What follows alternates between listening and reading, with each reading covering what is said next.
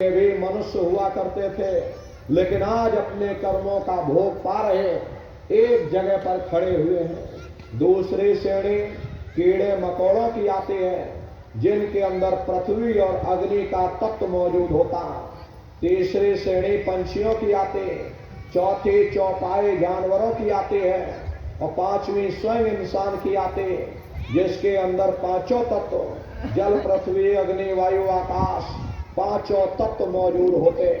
प्रेमी भाई बहनों, ये चार खाने हैं, इनकी अलग अलग कुल 84 लाख योनियां इनमें बटी हुई हैं। अब आप पेड़ पौधों को देखो, आम का पेड़ अलग है, महुए का पेड़ अलग है, नीम का पेड़ अलग है, ऐसे ही अलग अलग प्रजातियों के कीड़े मकोड़े, अलग अलग प्रजातियों के पशु पंछी, कुल मिलाकर 84 लाख योनियां हैं। हम दुनिया के जीव नरकों की यातनाएं भोगने के बाद में फिर लाखों लाख वर्षों तक इन 84 लाख योनियों में दुख सहते रहते। कभी कीड़े पतंगों की योनि में, कभी पेड़ पौधों की योनि में। अरे मामूली कष्ट नहीं होता। अरे हम लोग हैं, गर्मी लगती सर्दी लगती तो कंबल ओढ़ लिया, रजाई ओढ़ ली, बरसात हो गई घर में चले गए। उन बेचारे जानवरों को देखो, एक एक निवाले के लिए दर बदर भटका खा रहे।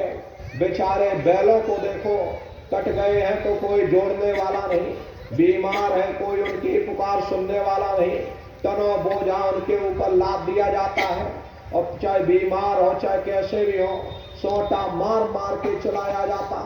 अरे क्या उनको दर्द नहीं होता? अरे उनको भी दर्द होता है, उनको भी कष्ट होता। वे भी रोते और चिल्लाते, लेकिन अपने मुख से कुछ बोल नहीं पाते, सिर्फ रोते चिल्लाते रहते, दुख और कष्ट को सहते रहते।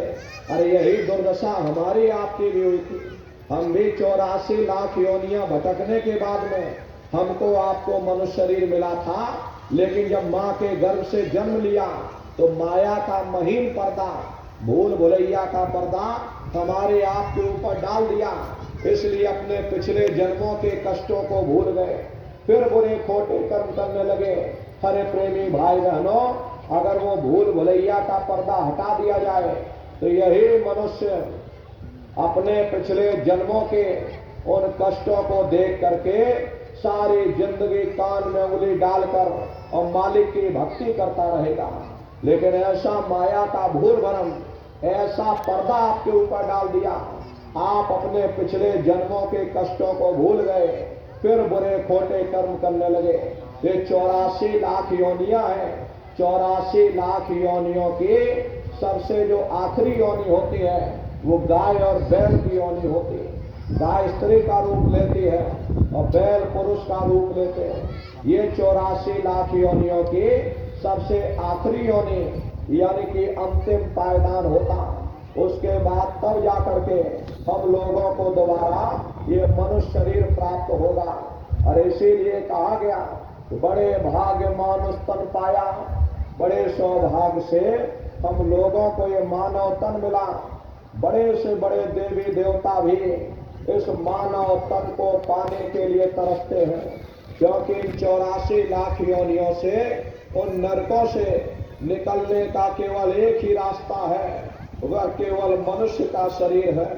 इसी मनुष्य मंदिर में बैठ करके हम परमात्मा की भक्ति कर सकते हैं। इसीलिए संतों महात्माओं ने इस पंच भौतिक शरीर को सच्चा हरि मंदिर कहकर याद किया।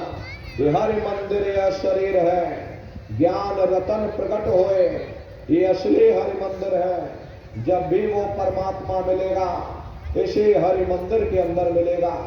इसी पंच भौतिक शरीर को ईसा मसीह साहब ने टेम्पल ऑफ लिविंग गॉड, यानी जिंदा खुदा का मंदिर कहकर याद किया। इसी पंच भौतिक शरीर को मुसलमान फकीरों ने कुदरती काबा कहकर याद किया। ये असली कुदरती काबा है। हरे खुदा का दीदार जब भी होगा, इस कुदरती काबे के अंदर जाकर होगा। बाहर से आज तक न कभी किसी को परमात्मा मिला, न भविष्य में कभी मिल सकता। परमात्मा जब भी मिलेगा तुम्हें तुम्हारे अंदर मिलेगा।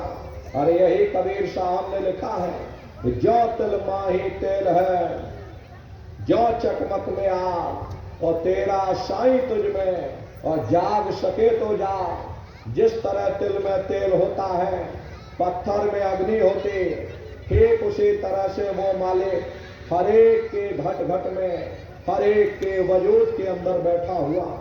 यही आपकी धर्म पुस्तकों में भी लिखा है, अरे मोको का ढूंढे रे बंदे, मैं तो तेरे पास में, और ना तीरथ में ना मूरत में, मैं तो विश्वास में, ना मैं तीरथ में मिलूंगा, ना मैं मूरत में मिलूंगा, ना अन्य किसी कर्म कांड में मिलूंगा। मैं जब भी मिलूंगा तो मैं तुम्हारे अंदर मिलूंगा।